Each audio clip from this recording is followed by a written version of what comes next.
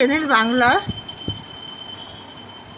Class 12-এর Bangla রূপনারায়ণের কুলে, লিখেছেন রবীন্দ্রনাথ ঠাকুর। Class 12-এর Bangla, তোমরা সবাই লাইক অ্যান্ড সাবস্ক্রাইবটা দিয়ে দাও। রূপনারায়ণের কুলে, লিখেছেন রবীন্দ্রনাথ ঠাকুর। কবি জেগে উঠেছিলেন রূপনারায়ণের কুলে। রূপনারায়ণ হলো একটি নদের নাম।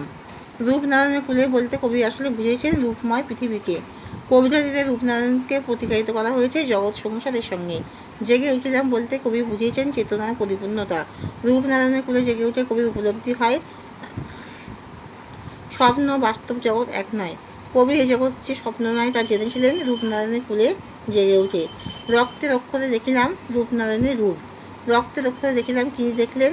আপনার রূপ। কবি রবীন্দ্রনাথ নিজের রূপ দেখলেন রক্তের অক্ষরে।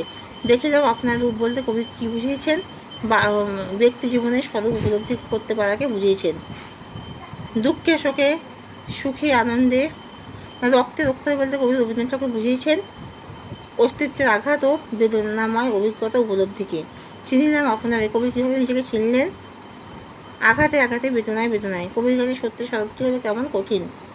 সত্য যে কঠিন, কবির সিদ্ধান্তে উপনীত হয়েছিলেন যে অভিজ্ঞতাকে সম্বল করে তা হলো তা আঘাত ও বেদনায় পরিপূর্ণ।